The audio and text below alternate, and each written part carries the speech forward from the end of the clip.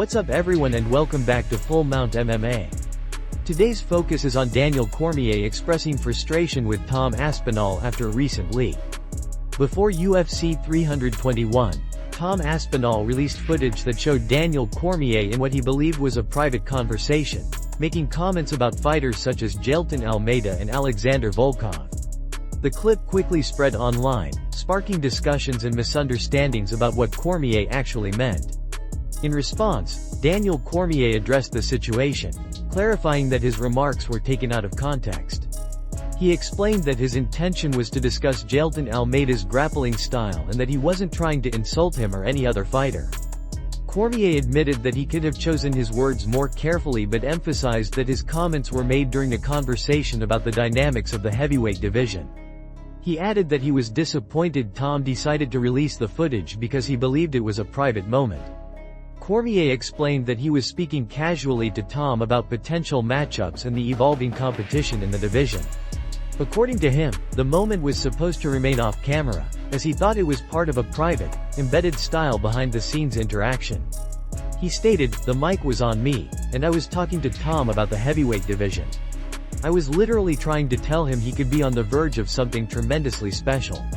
What I said was that Jailton is going to grapple you, which is not as dangerous a fight. I could have done a better job of saying that." He continued by expressing his disappointment, saying that when he leaned in to speak quietly, he expected privacy between himself and the athlete. He mentioned that he trusted the embedded crew and believed they would never release that type of footage. Cormier acknowledged that Jailton Almeida deserves respect and expressed regret that his words caused any misunderstanding. He added that Almeida has always been kind and professional toward him, making the situation even more unfortunate. In closing, while Daniel Cormier took responsibility for how his words came across, he maintained that Tom Aspinall could have handled the situation differently. The question remains whether Tom was wrong to share the footage, or whether DC, as a veteran analyst, should have been more aware that microphones and cameras were still rolling. It was officially reported that Umar Nurmagomedov has now become the #1 contender in the UFC bantamweight division at 135 pounds. Following his impressive victory at UFC 321, Umar's performance solidified his place at the top of the rankings, showcasing his dominance, precision, and control inside the octagon. His victory further extended his unbeaten streak and reaffirmed his position as one of the most technically gifted fighters in the division. The updated rankings now list Umar Nurmagomedov at number 1, followed by Sean O'Malley in the second spot and Petr Yan in third place. This significant jump places Umar in direct contention for a future title opportunity, something fans and analysts have long anticipated. His rise through the ranks has been marked by consistent improvement, elite grappling, and striking efficiency, traits that mirror the disciplined fighting style of his cousin, Khabib Nurmagomedov.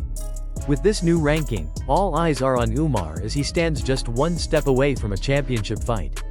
The bantamweight division continues to heat up, and Nurmagomedov's ascent has made the upcoming title picture even more exciting for UFC fans around the world. Dana White has reportedly made major roster changes following the aftermath of UFC 321, releasing multiple fighters from the promotion. The announcement came as a surprise to many fans, especially considering the names involved. Two fighters, Hamdy Abdelwahab and Azat Maksum, have officially been removed from the UFC roster. Both athletes competed at UFC 321, yet their fates with the company have taken different turns. Hamdy Abdelwahab, known for his powerful wrestling background and aggressive style, had a total of 4 fights inside the UFC octagon. His record stood at 2 wins, 1 loss, and 1 no contest. In his most recent bout at UFC 321, Hamdy secured a hard-fought unanimous decision victory over Chris Barnett. However, despite the win, reports confirmed that the UFC has released him from his contract. The decision shocked many fans and analysts, considering Hamdy's resilience during that fight. He broke his hand in the first round and even had a point deducted, yet continued to push through to secure the victory. His determination and toughness were exactly the kind of traits Dana White and the UFC have publicly praised in fighters, making his release an unexpected move. On the other hand, Azat Maksum's release appeared to be more predictable given his recent struggles in the organization. Maksum entered the UFC with an impressive overall record of 15 wins and 3 losses, but his performances inside the octagon have not met expectations.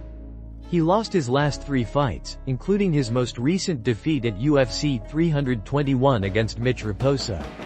Each of those losses came by unanimous decision, showing that while Maksum was competitive, he was unable to make a convincing impact against higher-level opponents. His only UFC victory came back in 2023, and since then, his momentum has stalled. Given the competitive nature of the promotion, consistent losses often lead to roster cuts, and in Maksum's case, the decision made sense to many observers. Dana White's recent moves demonstrate the UFC's ongoing effort to keep its roster lean, competitive, and performance-based. The organization is known for cutting fighters who are unable to maintain consistency, regardless of their popularity or potential. While some fans believe Hamdy Abdelwahab deserved another opportunity, the UFC appears to be sending a clear message that no fighter's spot is guaranteed. Both men now face uncertain futures, with the possibility of rebuilding their careers in other major promotions before a potential return to the UFC. Jon Jones recently resurfaced in headlines after an unreleased interview from 6 months ago revealed his critical remarks about Tom Aspinall, suggesting that Aspinall has quit in him based on one of his earlier fights. In the interview, Jones discussed an older bout where Aspinall's opponent managed to catch his ankle in a submission attempt, and Aspinall tapped out almost immediately. According to Jones, that quick reaction told him a lot about Aspinall's mentality inside the cage. Jones pointed out that, in his eyes, a fighter's willingness to endure pain often reflects their true grit and championship mindset. During the discussion, Jones drew a direct comparison between Aspinall's reaction in that fight and his own legendary battle against Vitor Belfort, where he famously refused to tap despite being caught in a tight armbar. He recalled that Belfort had nearly broken his arm, but he still chose to continue fighting until he secured the victory. Jones highlighted that difference in mindset is something that separates elite fighters from the rest of the pack. "There's a video that hasn't gone viral," Jones said, "but one of Tom's earlier losses really stood out to me. He was already a black belt, already an adult, and when the guy twisted his ankle, he tapped so quickly. There was no attempt to defend or fight through it. That tells me a lot about who he is as a fighter." Jones continued by explaining that moments like those can define a fighter's character. He mentioned that he's always believed that true champions are willing to go to extreme lengths to win, even at the cost of their own physical well-being. "I've had a fight where I got armbarred," he said. "I was literally willing to let somebody break my arm before I gave up. That's the kind of mentality that wins championships." Referring back to his experience against Belfort, Jones emphasized that mental toughness and the refusal to quit are what distinguish champions from contenders. When the topic shifted to Aspinall's future, Jones acknowledged that the British heavyweight is talented and dangerous but reiterated that he still questions his mental durability when faced with adversity. "The moment he felt pressure on his ankle, he tapped immediately," Jones repeated. "That tells me a lot about him." He concluded by saying he'll be watching closely to see how Aspinall responds in his next fights, particularly given the growing rumors of a potential matchup with Cyril Gane. For Jones, that fight could reveal whether Aspinall has grown past that moment of weakness or if the same pattern might resurface when the pressure is at its highest. Sean Brady and Joe Puffer recently shared their thoughts on the controversial ending to the Tom Aspinall vs Cyril Gane fight at UFC 321, where a severe eye poke brought the main event to an abrupt halt. Speaking on the Steady Picks podcast, both fighters strongly defended Aspinall, dismissing online criticism that accused him of exaggerating the injury or looking for a way out of the fight. Brady began by emphasizing the severity of the incident, describing it as very bad, and said that the moment completely deflated him as a fan watching live. He noted that many people on social media were quick to post examples of other fighters who had suffered eye pokes and continued, but he argued that comparing injuries like that is unfair and unrealistic. Brady explained that every fighter reacts differently to pain and trauma, especially when it involves something as delicate as the eyes. "If all 5 of us got hit in the groin, every one of us would react differently," he said. "You can't compare that. It's your eye. You don't mess around with that." Puffer agreed, pointing out that the footage clearly showed the depth of the poke. "His one finger was practically in Tom's skull," he said. It looked like a quarter of his finger went straight into the eye socket. That's not something you just shake off and keep fighting. The two discussed how fighters often mistake punches for eye pokes in the heat of the moment, but in this case, the slow-motion replay showed it was a direct and forceful poke with both fingers. Pfeffer then addressed those claiming that Aspinall could have continued, saying it was absurd to question the toughness of a heavyweight who has proven his grit time and time again.